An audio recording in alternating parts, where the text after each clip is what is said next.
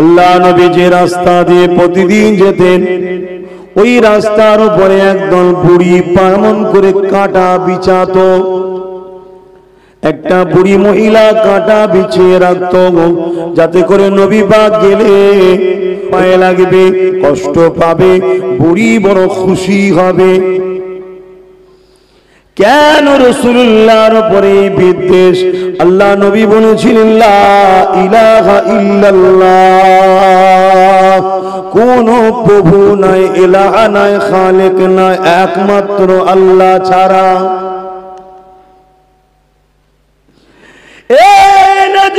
তরুণেরা, আল্লাহ নবী দৈনিক যখন রাস্তা দিয়ে যায় ওই বুড়ি কাঁটাটা বিছিয়ে দেয়, নবী পাকের পায়ে পড়বে, মুহাম্মদ কষ্ট পাবে আর বুড়ি বড় আনন্দ পাবে। আল্লাহ নবী কোনোদিন বুড়িকে কিছুই বলে না। একদিন নবী আমার যান প্রতিদিন কাঁটাকে সরিয়ে সরিয়ে চলে যান। একদিন নবী আমার দেখতে পেয়েছে ওই রাস্তাতে কোনো কাঁটা বিছানো নাই। আল্লাহ নবী রাস্তা দিয়ে যেতে যেতে যখন কাঁটা দেখতে পাই না, ওই সময় নবী আমার আগিয়ে গেলেন, লোকের কাছে জিজ্ঞাসা করতে লাগলে এখানে যে বুড়িটা কাঁটা বিছাতো সে আজকে বিছাই না কোথায়? আল্লাহ নবীকে এলাকার মানুষরা জিজ্ঞাসা করলো, ও আব্দুল্লাহ বেটা মুহাম্মদ, তুমি কি তাকে চেনো? হ্যাঁ আমি জানতাম একজন বয়স্ক মা কাঁটা বিছাতো, তাহলে তুমি কেন তাকে কোনোদিন বারণ করো না? আল্লাহ নবী বললেন না, আমি এই জন্যে বারণ করি না, তিনি আমাকে ভুল বুঝে আছে। একদিন যদি তিনি আমাকে চিনতে পেরে যায় আর সেদিন থেকে তিনি বিছাবেন না, আজকে বলুন তিনি কেন কাঁটাটা বিছাই না? নবী আমার খবর পেলেন বুড়িটা অসুস্থ, বিমারে পড়ে গেছে। আল্লাহ নবী সঙ্গে সঙ্গে রাস্তার যাবার লোককে ঘুরিয়ে দিয়ে ওই বুড়ি মহিলাটাকে দেখতে গেল। যে বুড়ি কিন্তু এক আল্লাহকে মানত না, সে এমন করে পাথরের মূর্তির উপাসনা করত। আল্লাহ নবী মহিলার কাছে চলে গেলে ওই মহিলাকে যে মা বলে সম্বোধন করে ডাক দিলে, বুড়ি আমার মুখটা ঘুরিয়ে দেখে, আরে যে মুহাম্মাদের রাস্তায় কাঁটা বিছাতাম ওই মুহাম্মদ আমার ঘরে এসেছে। মহিলাটা জিজ্ঞাসা করতে লেগেছে, বাবা তুমি কি আমায় চেনো? জি মা আপনাকে চিনি, আপনি প্রতিদিন আমার রাস্তায় কাঁটা বিছাতে, তাহলে বাবা কেন তুমি আজ আমার কাছে এসেছো? মা শুনলাম আপনি অসুস্থ, তাই আপনাকে দেখতে ও খোঁজ নিতে এসেছি, আপনি কেমন রয়েছে?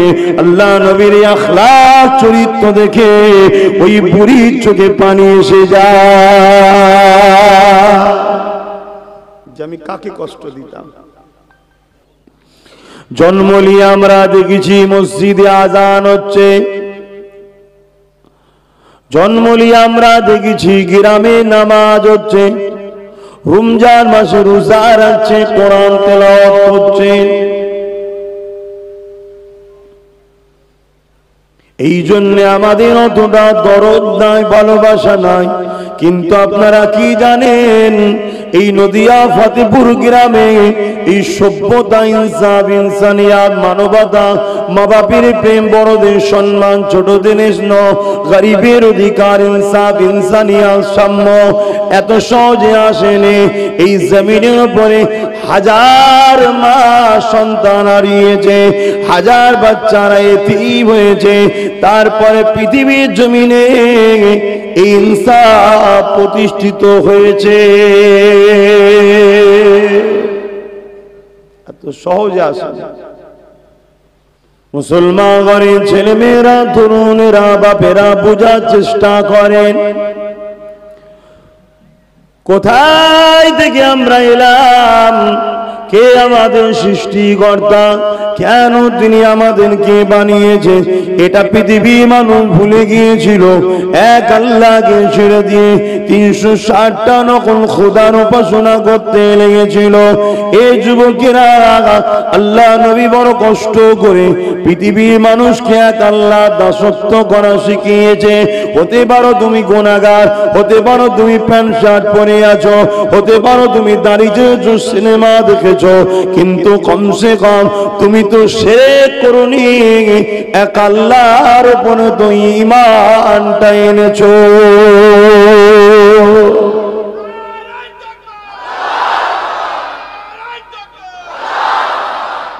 এই যে এক আল্লাহকে পেলে, এটা আমার নবীর অবদান, আজ আমরা সহজে পেয়ে গেছি। সেদিন মানুষ জানতো না মালিক কে,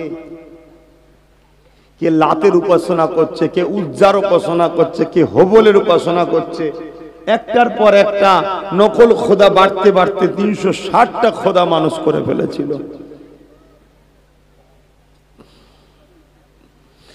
এ নওজওয়ান তরুণেরা, এই জমিনের উপরে শান্তি কাকে বলে মানুষ ভুলে গিয়েছিল, সভ্যতা কাকে বলে মানুষ ভুলে গিয়েছিল, ইনসাফ কি জিনিস মানুষ ভুলে গিয়েছিল, ইনসানিয়াত কি জিনিস মানুষ ভুলে গিয়েছিল।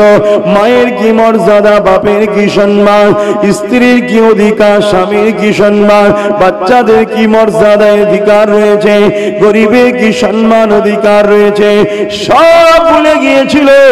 এমনকি খুনের লীলা চলতে লেগেছিল। এই পৃথিবী জমিনে অশান্তি দাবানল জ্বলে উঠেছিল। মানুষ শান্তি শান্তি শান্তি করে তেমন করতে লেগেছে। মক্কার জমিনে একটা মেলা হতো, মেলাটার নাম হলো ওকাজের মেলা। তামাম পৃথিবীর মানুষ এই মেলাতে আসতো, যেখানে নারী কেনা বেচা হতো। যেমন বাজারে আলু পটল কিনতে পাওয়া যায়, ওখানে নারী কিনতে পাওয়া যেত। ধনীরা তাদেরকে দাসী রাখেল বানিয়ে কিনে নিয়ে যেত। ওই নারীর দেহটা শোষণ করত। যদি সন্তান হতো, পুত্র সন্তান, ওই সন্তানটাকে নারীটাকে হত্যা করে দিত। আর যদি কন্যা সন্তান হতো, সন্তান ও কন্যা নারীটাকে উভয়কেই হত্যা করে দিত। এই পৃথিবীর জমিনে নারীদের সম্মান মর্যাদা ছিল না গো। নারীকে মানুষ অবহেলা করত। কারো ঘরে নারী জন্ম নিলে বাপ নিজের মেয়েকে পুঁতে দিত। এ যুবকেরা, এই দুনিয়ার জমিনে এই নারীদের মর্যাদা সভ্যতা 1500 বছর আগে 570 খ্রিস্টাব্দে আব্দুল্লাহ ঘরে আমিনার কোলে একটা নূর আল্লাহ পাঠালে, যিনার নাম হলো মুহাম্মদ রাসূল। ওই নবী আমার বড় হয়ে পৃথিবীর জমিন কি ইনসাফ কি জিনিস, ইনসানিয়াত কি জিনিস, কে তোমাদের মালিক, কেন তোমাদেরকে বানিয়েছে, তোমাদের কাজটা কি, তোমরা দুনিয়ার জমিনে চিরস্থায়ী থাকবে না, কোথায় ফিরে যেতে হবে, কি করতে হবে তোমাদেরকে, নারীদের মর্যাদা কতটা, স্ত্রীর অধিকার কতটা, স্বামীর অধিকার কতটা, বাপমার অধিকার কতটা, সন্তানের অধিকার কতটা, গরিবের অধিকার কতটা, পাড়া প্রতিবেশীর অধিকার কতটা, দেশের অধিকার কতটা, নেতা কেমন হবে, রাজা কেমন হবে, প্রজা কেমন হবে, একে অপরের কি অধিকার আছে, ব্যবসা বাণিজ্য কিভাবে করতে হবে, কোনটা হালাল কোনটা বৈধ কোনটা অবৈধ কোনটা হারাম, সব শিখিয়ে দুনিয়ার জমিনে 23 বছরে পৃথিবীর জমিনের অশান্তি দাবানলের আগুনকে বন্ধ করে দিয়ে মুহাম্মদ রাসূল সাম্য শান্তি প্রতিষ্ঠিত করেছিলেন। আরো জোরে বলুন সুবহান।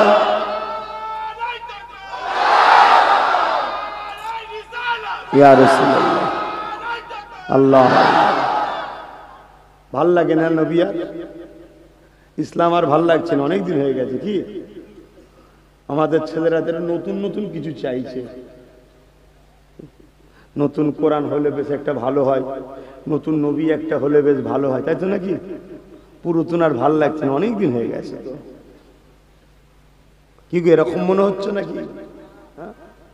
সেই মৌলী সাহেবদের একই কথা তো, বাবা নামাজ পড়, রোজারা, হজ কর, দান কায়ার কর, মা বাপকে ভালোবাস, বড়দেরকে সম্মান কর, ছোটদেরকে স্নেহ কর, গরিবকে লুটিস না, গরিবের উপর জুলুম করিস না, দেশকে ভালোবাস, দেশবাসীর ক্ষতি করিস না। সেই মৌলী সাহেবদের তো একই কেসা কাহিনী। ওই জন্য আর ভাল লাগে না মৌলী সাহেবদের বাড়ি। ওইখানে চ, নতুন নতুন সব মডেল এসছে, নাচবে দেখবি চ। আমাদের ছেলেদের এখন এইসব ভালো লাগছে। এ নওজোয়ান তরুণেরা, এ নবী পাকের প্রেমিকেরা, ভালো মানুষ হন। পৃথিবীতে 700 কোটি মানুষ আছে, মানুষের অভাব পৃথিবীতে নাই, কিন্তু পৃথিবীতে শান্তি কোথায়, পৃথিবীতে সভ্যতা কোথায়, পৃথিবীতে ইনসাফ কোথায়, পৃথিবীতে গরিবদের আশ্রয় কোথায়, পৃথিবীতে নারীদের মর্যাদা আজকে কোথায়? অথচ আল্লাহ নবী 1500 বছর আগে এমন একটা সুন্দর সিস্টেম শিখিয়ে দিয়ে গেছে, ওই সিস্টেমে যে পরিবার চলে, ওই পরিবারে মায়ের সম্মান ভালোবাসা আছে, ওই পরিবারে বাপের সম্মান ভালোবাসা আছে, ওই পরিবারে স্ত্রীর মর্যাদা আছে, ওই পরিবারের স্বামীকে কখনো স্ত্রী ধোঁকা দেয় না, ওই পরিবারের ছেলেরা বাপ মাকে সম্মান করে, ওই পরিবারে কখনো দুঃখ কষ্ট অভাব থাকলেও মনে করে না, ওই পরিবারে দেখো একটা দুনিয়ার জমিনে জান্নাতি শান্তি রয়েছে। এই যুবকেরা, তরুণীরা, বাপেরা এই নিজেদের জীবনটাকে পরিবর্তন করে। আল্লাহ পাক কোরআন পাকের মধ্যে জানিয়ে দিলে, লাকাদ কানা লাকুম ফি রাসূলিল্লাহি উসওয়াতুন হাসানা, তোমাদের জন্য আমি আল্লাহ আমার হাবিবকে মডেল করে পাঠিয়ে দিয়েছি। তোমরা নামাজ পড়বে, আমার হাবিবকে দেখো রোজা রাখবে, আমার হাবিবকে দেখো হজ করবে, আমার হাবিবকে দেখো ব্যবসা বাণিজ্য করবে, আমার হাবিবকে দেখো দুনিয়াবি জিন্দেগি কালচার কেমন হবে, আমার হাবিবকে দেখো তোমরা অমুসলিমদের সঙ্গে কিভাবে সম্পর্ক রাখবে, আমার হাবিবকে দেখো তোমরা মুসলমান ভাই ভাই কিভাবে উঠা বসা করবে, আমার হাবিবকে দেখো তোমরা রাষ্ট্র পরিচালনা করবে, আমার হাবিবকে দেখো তোমাদের অর্থনীতি যদি আমার রাসূলুল্লাহর নীতি অনুযায়ী হয়, কখনো তোমরা ঠকবে না, বিপদগ্রস্ত হবে না, কখনো তোমাদের রাষ্ট্র দেউলিয়া হবে না।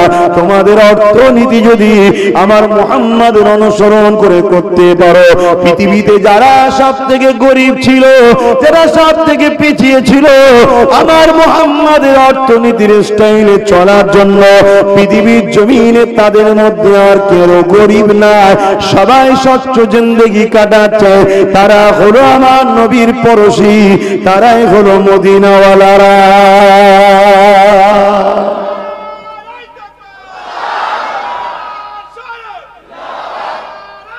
আল্লাহ, কিন্তু আমরা করছি কোথায়?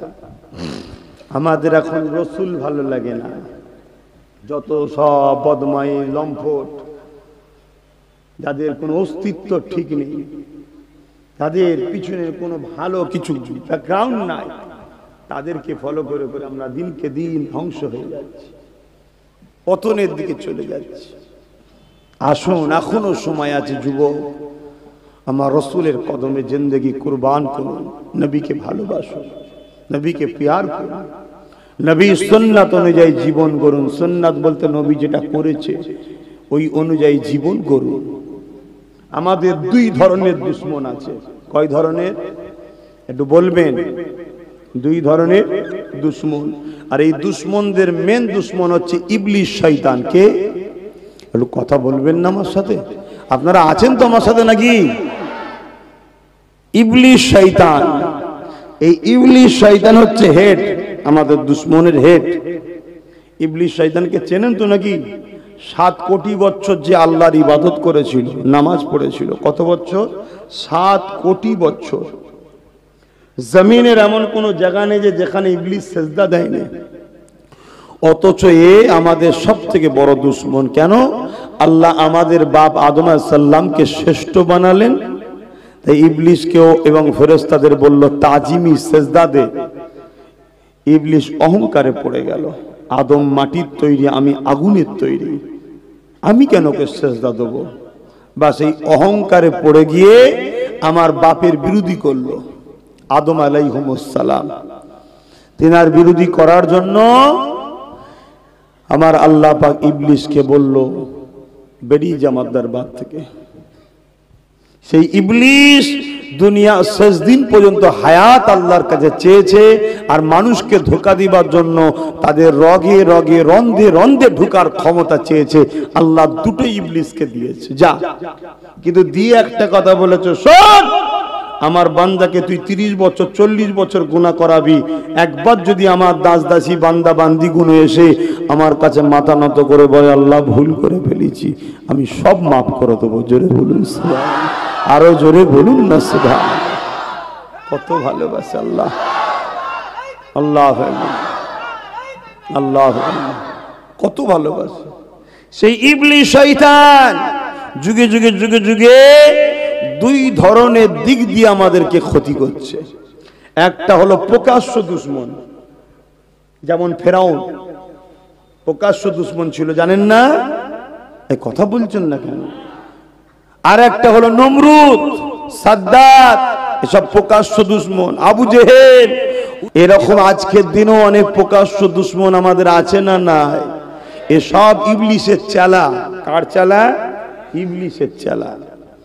তাই বলে দিয়ে যায় ঈমানকে মজবুত করেন। ইতিহাস পড়ে দেখেন, আজ থেকে 150-200 বছর আগে পৃথিবীর জমিনে আমাদের গোলামি আমাদের হাতেই আল্লাহ পাওয়ার দিয়েছিল। দুনিয়া আমাদের দিকে তাকিয়েছিল। সে আমেরিকা হতে পারে, রাশিয়া হতে পারে, সে ব্রিটেন হতে পারে, ফ্রান্স হতে পারে, সবাই আমাদের দিকে তাকিয়ে থাকতো। আমরা যা ফাইসাল্লা করতাম তারা মাথা পেতে মেনে নিত, অবশ্যই কল্যাণ সবার হতো। 200 বছর পিছিয়ে যান দেখুন। এ নওজওয়ানেরা, আজকে দিনে আমাদের এই দুর্দশার কারণ কি? আমাদের এই দুর্দশার কারণ অনেক গবেষণা করে দেখেছি, ওই শয়তান তার চালাদেরকে দিয়ে আমাদের অন্তর থেকে আল্লাহ নবীর আদব, নবী পাকের প্রেমকে বার করে নিয়েছে। এই বার হয়ে যাওয়ার জন্য আজকে দুনিয়া জমিনে আমরা এতটা অপমানিত হতে লেগেছে, এতটা বেহুজ্জুতি হতে লেগেছি। কলিকাতার হাতিবাগানে একটা কুকুরের দাম হলো 12 লাখ, 15 লাখ, 16 লাখ, আর আমরা মুসলমান ঘরের ছেলে তার ব্যাটার পেয়ে দিচ্ছে 2 লাখ 3 লাখ টাকা নিয়ে। দেয় না, দেয় না। কত দাম কম দেখেছেন আমাদের? কুকুরের দাম 15 লাখ আর মুসলমান ঘরের ছেলের দাম 1.5 লাখ 2 লাখ। ভাববেন তাহলে হুজুর এবার থেকে 50 লাখ করে দেবো, তোর সারা জীবন আইগুলো থাকতে হবে, কেউ করবে না। আর যেখানে ইসলামিক সিস্টেম কানুন চলছে, যান মিশরে চলে যান, বিবাহ হবে, শর্ত হলো কি সব থেকে কম 1 কোটি টাকা মেয়েকে দেনমোহর দিতে হবে, ছেলেকে মেয়েকে দিতে হবে, তারপরে বিয়ে হবে। শুনছেন তো? ওই নিয়ম যদি আমার দেশে থাকতো তোদের কি দশা হতো যুবকগুলো।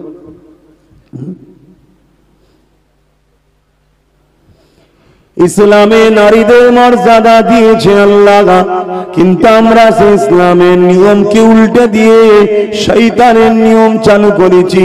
কি চালু করেছি? নারীর বাবার গলায় পা দিয়ে আমরা দেনমোহর নিই। এটা ইসলামে অবৈধ, হারাম, না যায়, চলবে না। অথচ ইসলামের নিয়ম হলো ছেলেদের ঘরে নারীকে দিতে হবে, কেননা সেই মেয়েটা তার বাপ মার আদরের সন্তান, গরিব হলো সে তোমার কাছে আসবে, সারা জীবন তোমার সাথে রয়ে যাবে। বাপ মা ছেড়ে দিয়ে ওই নারীর মর্যাদার জন্য তোমাকে দেনমোহর দিতে হবে। ওই দেনমোহর দিয়ে নারীকে তোমার ঘরে নিয়ে আসতে হবে।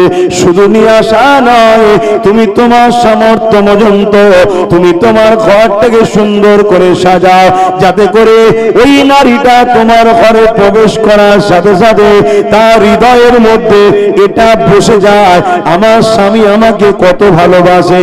দেখো, বিয়ের সাথে সাথে আমাকে আনতে দেরি, কিন্তু আমার জন্য সুন্দর করে ঘরটাকে সাজাতে দেরি করে না, যাতে করে আমি খুশি আনন্দ হই, তোমার উপরে তার একটা প্রেম জন্মাবে। এটা ইসলামের নিয়ম। আমরা এগুলো করি? আমরা তো উল্টো করছি। এজন্য আমাদের আল্লাহকারের ছেলেরাও সব ভালো হচ্ছে। বুড়ো বয়সে সব বাপকে ধরে দুম দুম দিচ্ছে, মাকে ধরে পিটছে। কি গো, পেটে না? পেটে নেই আপনাদের এলাকায়? পেটে না? সব ফেরস্তা মনে হচ্ছে না?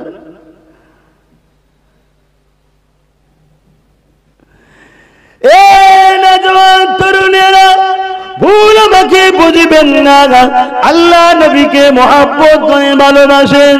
যদি দুনিয়ায় ইজ্জত পেতে চান, মাথা তুলে বাঁচতে যদি চান, নবীকে ভালোবাসে, এবং আখিরাতে যদি জান্নাত দিয়ে বাঁচতে চান, নবীকে ভালোবাসে। ভালোবাসা কাকে বলে? আল্লাহ নবী জানিয়ে দিলেন, মান আহাব্বা সুন্নতি, যে আমার সুন্নাতকে ভালোবাসলো, ফাকাদ আহাব্বানি, সে আমাকে ভালোবাসলো। তাহলে প্রকৃত ভালোবাসা হলো নবীর সুন্নাতকে ফলো করা।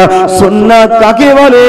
আল্লাহ নবী যেটা করেছে তাই আল্লাহ কোরআনে জানিয়ে দিলেন, কুল ইন কুনতুম তুহিব্বুনাল্লাহ ফাত্তাবিউনি ইউহিব্বুকুমুল্লাহ ওয়া ইয়াগফির লাকুম যুনুবাকুম ওয়াল্লাহু গফুরুর রহিম। বড় কাবলাম কুল, এর মানে হলো বলো। কে বলবে? নবী আপনি বলুন। ইন কুনতুম তুহিব্বুনাল্লাহ, যারা বলে আল্লাহকে ভালোবাসি, এরা যদি সত্যবাদী হয়, ফাত্তাবিউনি, আগে যেন নবীর ইত্তেবা করে। এই যুবকেরা, আজ আমরা সবাই বলি আল্লাহকে ভালোবাসি। এই ভালোবাসা সত্য হলে আপনাকে কি করতে হবে? ফাত্তাবিউনি, নবীর ইত্তেবা করতে হবে। নবী পাকের কি ইত্তেবা করবেন? ওই নবীর সুন্নাতটাকে ইত্তেবা করতে হবে। নবী যা করেছে বা করতে বলেছে, এটাকে ফলো করতে হবে। এই ইত্তেবা অনুসরণ যদি করে, তাহলে আল্লাহ বা জানিয়ে দিল, ইউহিব্বুকুমুল্লাহ, আমি আল্লাহ তোমাদেরকে তাহলে বড় ভালোবাসবো, প্যার করব। আল্লাহ যাদেরকে ভালোবাসে, ওয়া ইয়াগফির লাকুম যুনুবাকুম আল্লাহু গফুরুর রহিম। জীবনে যা চলতে গিয়ে ভুল ভ্রান্তি, জুলুম, গুনাহ হয়ে গেছে, আল্লাহ বড় দয়ালু, মেহেরবান পাবে। আপনার জীবনের গুনাহ খাতা আল্লাহ মাফ করে দেবে। এই আমাদের চলনটা নবীর সুন্নাত অনুযায়ী যেন হয়, আমাদের উঠা বসাটা নবীর সুন্নাত যেন হয়, আমরা কাদের সঙ্গে মিশবো নবীর সুন্নাত অনুযায়ী যেন হয়, আমরা কাদেরকে ফলো করব নবীর হুকুম অনুযায়ী যেন হয়, আমরা কাদেরকে সাপোর্ট করব নবী পাকের কথা অনুযায়ী যেন হয়, আমরা কোন সঙ্গে মিশবো নবী পাকের কথা অনুযায়ী হয়।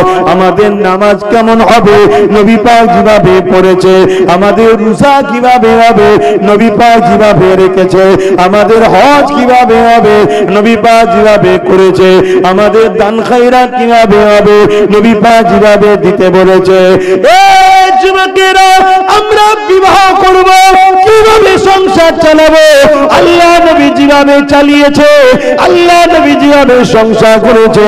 আম্মা জান্নাহ বলে, তোমাদের নবী তামাম পৃথিবীর দায়িত্ব নিয়ে এসেছিল, তথাপিও তোমাদের নবী আমাদের সাথে সংসারের কাজ করে দিত, আমাদের কাজে সহযোগিতা করত, আমাদের রান্না সহযোগিতা করত, একসাথে খেতে বসত। কোন খাদ্য যদি শক্ত হতো, আল্লাহ নবী সেগুলো তো চিবিয়ে চিবিয়ে নরম করে দিয়ে নিজের স্ত্রীদের মুখে তুলে দিত। আবার স্ত্রী কোন খাদ্য খাচ্ছে, ওই ঝুটো খাবারটা আল্লাহ নবী স্ত্রী থেকে নিয়ে নিজে খেতে।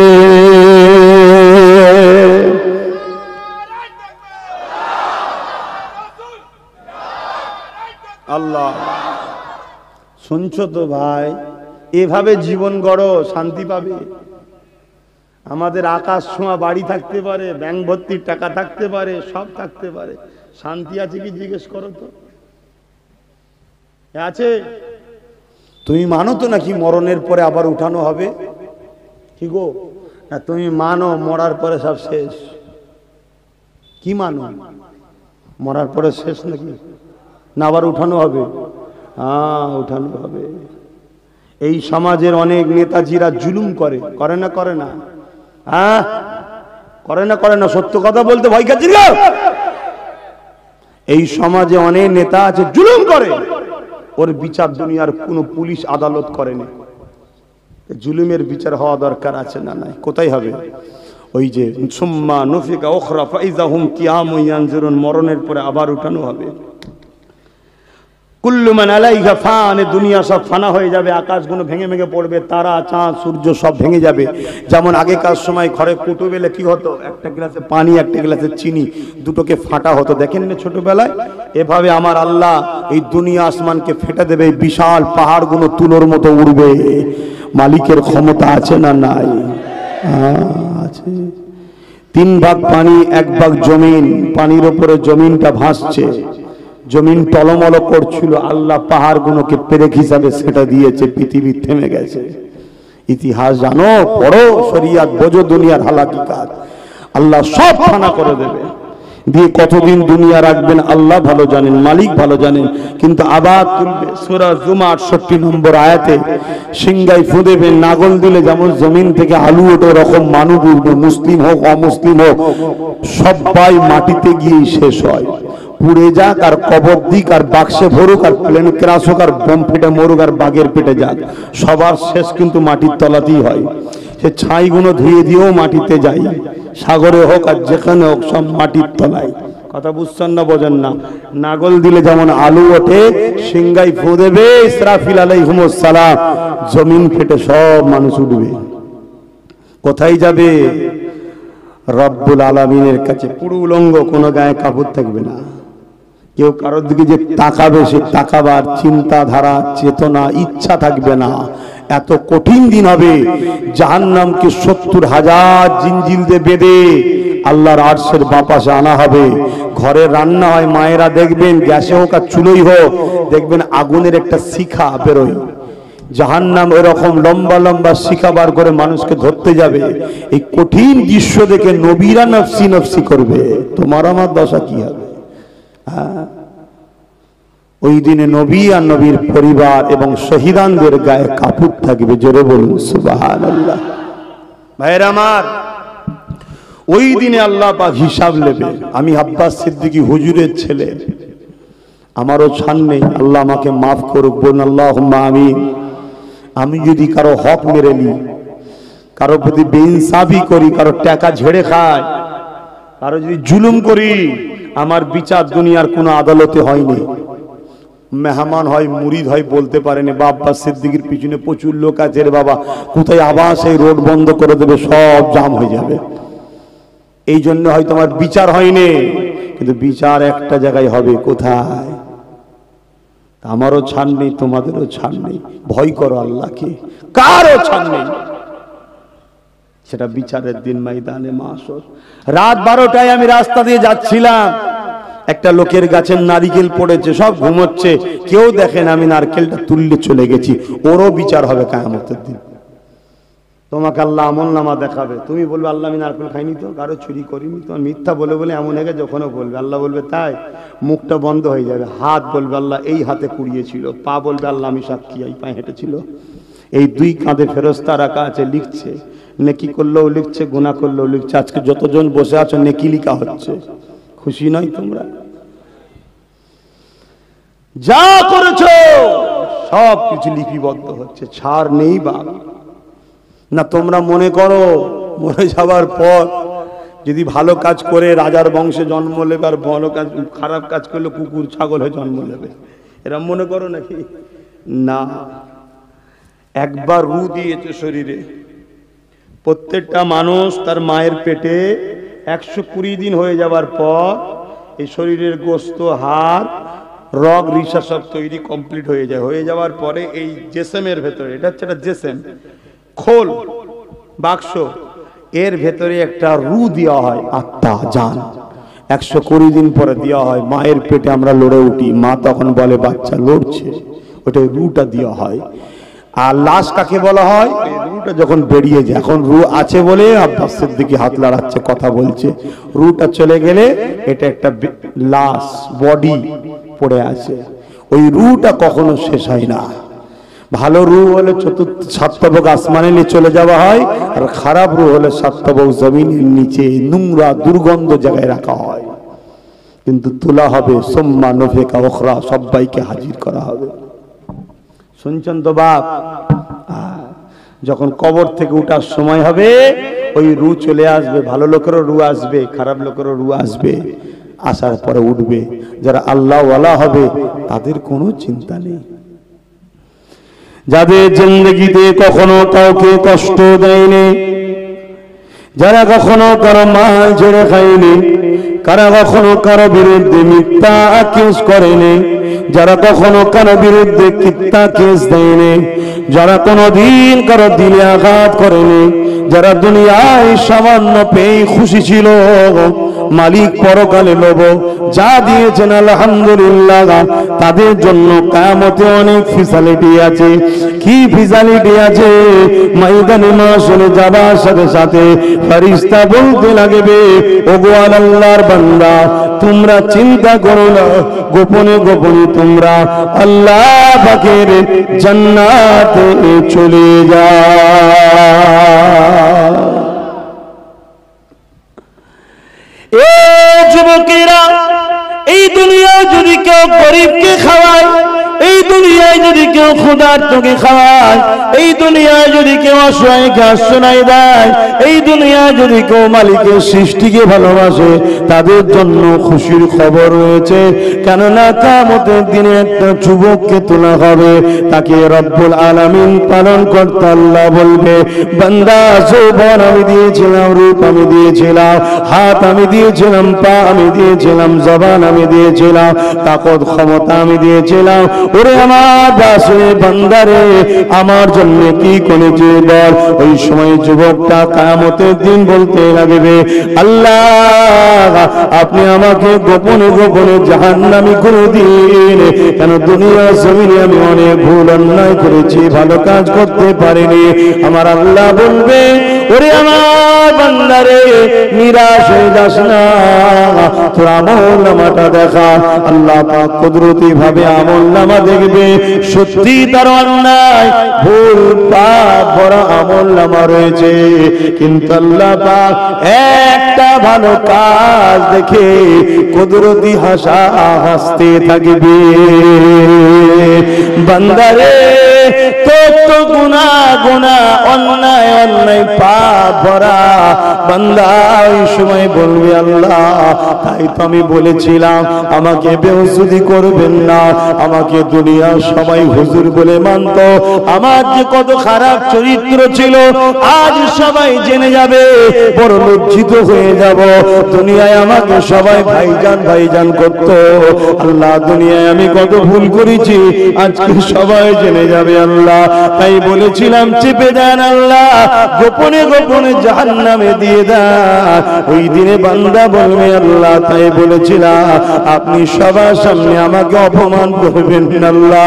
আমার আল্লাহ বলবে, বান্দারে তবে তোর একটা ভালো কাজ পেয়েছি, আমার বড় খুশি হয়ে গেছে বান্দা, জানি আল্লাহ তোর সমস্ত পাপকে চেপে দিয়ে কাউকে জানতে দেব না, জান্নাত আমার, তুই আমার, ফাইসাল্লাহ আমি যা করব তা, যা তোকে জান্নাতি বানিয়ে দিলাম।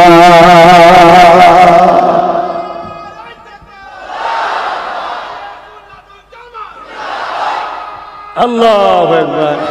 এখন আল্লাহ যদি কাউকে জান্নাত দেয়, আপনারা সব আল্লাহর বিরুদ্ধে মিছিলে নামবেন নাকি? হ্যাঁ, তো আল্লাহ দিলে হয়ে যাবে। ময়দানে মাশাআল্লাহ এত কঠিন হবে না, এই মাথার ঘিলুক গলে গলে নাক দিয়ে ঝরবে। কেন? বর্তমান সূর্য কয়েক লক্ষ কোটি মাইল দূরে, 1 গুণ তাপ, সেদিন 12 গুণ তাপ বাড়বে। মাথার এক বেগ দেখলাম, এক হাত উপরে আল্লাহ পাক সূর্য তৈরি করবেন, সেই সূর্যকে এনে দেবেন। কথা বুঝে আসছে? 12 গুণ তাপ বাড়বে, নাক দিয়ে গলে গলে পড়বে, যেমন লোহায় আগুন দিলে পুড়ে পুড়ে লাল হয়ে যায়। সেই দিন যে ময়দানে মাহশরের জমিন, সেই জমিন পুরে লাল হয়ে যাবে। মালিক তো তিনি, যিনি আজকেরও খবর জানে, আগেরও খবর জানতেন, এবং সব খবর যিনার জানা আছে, তিনিই তো রব্বুল আলামিন। জোরে বলুন সুবহান। যিনার কাছে কোনো কিছু লুকিয়ে নাই, তিনিই তো মালিক। তাই সেই দিনে তুমি কেউ যদি আল্লাহ দয়া করে কাউকে জান্নাত দেয়, কারো কিছু করার নেই। এখন জানবেন না, ছেলেটার তো সব খারাপ কাজ ছিল, একটা কোন কাজ আল্লাহ পছন্দ হলো যে আল্লাহ তাকে জান্নাত দিয়ে দিল? কি গো যুবকরা, জানার ইচ্ছা যায় না? ভালো কাজ করো। এ যুবকেরা, আল্লাহ নবী হাদিস পাকের মধ্যে বলেন, লা ইয়ারহামুল্লাহু মান লা ইয়ারহামুন নাস, যে মানুষকে ভালোবাসে না সে আল্লাহ পাকের দয়া কখনো পাবে না। মানুষের কথা আছে, মুসলমানের কথা নাই। লা ইয়ারহামুল্লাহু মান লা ইয়ারহামুন নাস। আরবি কথা, বাংলা মানে হলো মানুষ। এই মানুষ মুসলিম হোক, হিন্দু হোক, দলিত হোক, আদিবাসী হোক, সাঁওতাল হোক, বাগদি হোক, যেই হোক না কেন, যে মানুষকে ভালোবাসবে আল্লাহ দয়া সে পেয়ে যাবে। এই যে যুবকটাকে আল্লাহ সেদিন জান্নাত দেবে, আল্লাহ পাক তিনার হাবিবকে জানিয়েছেন, নবী আমাদেরকে জানিয়ে দিয়েছেন, কিয়ামতে একটা বান্দার সঙ্গে ঘটবে, সেই বান্দাটা কে কেউ জানে না। আমি হতে পারি, তোমাদের মধ্যে কেউ হতে পারে, কোন একটা বান্দার সঙ্গে এইরকম একটা ঘটনা ঘটবে। কেন? আমার আল্লাহ ভবিষ্যৎ জানে, বর্তমান জানে, অতীত জানে, সব তিনি জানেন। তাই তো তিনি রব, তাই তো তিনি মালিক, তাই তো তিনি খালিক, তাই তো তিনি আল্লাহ। তেনার কোনো সন্তান নাই, স্ত্রী নাই, ছেলে পুলে নাই, লাম ইয়ালিদ ওয়া লাম ইউলাদ, তিনি কারো থেকে জন্ম নাই, তেনার থেকেও কেউ জন্ম নয়। তিনি এক অদ্বিতীয় আল্লাহ, যিনি বিনা খুঁটিতে আসমান রেখেছে, যিনি গাছ লাগালাম আমরা ফল দিলেন তিনি, আবার তিনি ঝড় দিয়ে শেষ করে দিতে পারে আমাদেরকে পরীক্ষা করার জন্য, যিনি আবার আমার তোমার পেটেতে, মায়ের পেটেতে বাচ্চা দেয়, আমার মা বাপের মিলনের ওসিলায় আমাদেরকে বানিয়েছে, তিনিই তো আল্লাহ। এই যুবকেরা, তিনার ওসিলায় সূর্য ওঠে, যিনার ডাকেতে সূর্য বন্ধ বেজে চাঁদ ওঠে, অন্ধকার হয়ে যাবার আলো আসে, তিনিই তো আল্লাহ। তিনি ওই বান্দাকে বলবে, বান্দারে তোর মধ্যে একটা ভালো কাজ পেয়েছে, এটা আমার বড় পছন্দ হয়েছে। কি ভালো কাজ? নবী সাহাবাদেরকে বলেছে, প্রচন্ড এক গরমের সময় এক বান্দা রাস্তা দিয়ে যেতেছিল, একটা পশুকে তার মালিক গাছেতে বেঁধে দিয়েছিল। এই বাধাতে রোদটা চলে গিয়েছিল, ছায়াটা চলে গিয়েছিল, রোদ এসে গিয়েছিল, ছায়াটা চলে যাবার পরে যখন আমরা কোনো ছায়া দেখে দাঁড়াই, কিছুক্ষণ পরে সূর্য যখন উঠতে থাকে, ছায়াটা সরে যায়, মালিক চলে গেছে, ছায়া সরে গেছে, রোদে ওই পশুটার জিভটা বেরিয়ে গিয়েছিল, এত পিপাসা লেগেছিল, কষ্ট হয়েছিল। ওই পাপী যুবকটা যাচ্ছিল, ওর দিকে বড় মায়া হয়েছে, তাই নিয়ে যে ছাওয়ায় বেঁধে পানি পান করিয়েছে। সেই দিন মালিক বলবে, তুই যদি আমার সৃষ্টির উপরে এত দয়া দেখাতে পারি, যখন আমার সৃষ্টি বিপদে ছিল তুই দয়া দেখিয়ে পানি পান করিয়েছিলি, আজ তুই বিপদে আছিস, আমি মালিক কেন দয়া দেখাবো না? যা আমার দয়ার বিনিময়ে তোকে জান্নাতি বানিয়ে দিলাম। আরো জোরে বলুন সুবহান। একটা পশুকে যদি সাহারা দিয়ে যদি এত বড় নিয়ামত পাওয়া যায়, মানুষ সে মুসলিম হোক, অমুসলিম হোক, যেই হোক, হিন্দু হোক, খ্রিস্টান হোক, যদি কেউ বিপদে পড়ে তাকে যদি আমি সাহারা দিই, মালিক খুশি হবে না? তাকে যদি আমি খাওয়াই, মালিক কি খুশি হবে না? তাকে যদি আমি হেল্প করি, মালিক কি খুশি হবে না? অবশ্যই খুশি হবে। তবে একটা কথা মনে রাখবে, অন্য কোনো ধর্মের ধর্মীয় অনুষ্ঠানে যাবে না। এক তো শরিয়াতে নিষেধ আছে, কিন্তু দুনিয়াবি ক্ষেত্রেও আমার মনে হয় না যাওয়াটা উচিত। কেন? বর্তমান ভারত ও বাংলার পরিবেশ ভালো নয়। একদল লোক আছে, তারা আমাদের মধ্যে বিভাজনের একটা আগুন ধরাতে চাইছে। চাইছে না? চাইছে না। তুমি হয়তো ভালোবেসে যাচ্ছ, তোমার বন্ধু হয়, পাড়া প্রতিবেশী হয়, তোমাকে দাওয়াত দিয়েছে, অতিথি হিসাবে তুমি যাচ্ছ, কিন্তু দেখা যাবে সে একটা অঘটন ঘটাবে আর ঘটিয়ে বলেই মূল্য করেছে। তাহলে কি হলো? লেগে যাবে। আর লেগে গেলেই হাওয়াটা কতদূর যাবে? টোটাল বাংলা নয়, টোটাল ভারতে আস্তে আস্তে ছড়াবে। তাই আমার মনে হয় ধর্মীয় টাইমটা, তার একটা ভাবাবেগ, তার একটা বিশ্বাস, তার একটা প্রেমের ব্যাপার ধর্ম, ঠিক না বেটি? তার ধর্মীয় ভাবাবেগে সে যা কাজ করছে করতে দাও, ভুল ঠিক জবাব মালিকের কাছে দেবে। তুমি তোমার ধর্মের কাজ করো। ধর্মীয় টাইম ছাড়া এমনি সময় মানুষ মানুষের কাছে যাবে, মানুষ মানুষকে উপকার করবে, একসাথে বিজনেস করবে, পড়াশোনা করবে, একসাথে এলাকাকে উন্নয়ন করবে, একসাথে রাষ্ট্র চালাবে, রাজ্য চালাবে, সবটা করো, অসুবিধে নাই। ধর্মীয় ব্যাপারে, ধর্মীয় অনুষ্ঠানে যাবে না,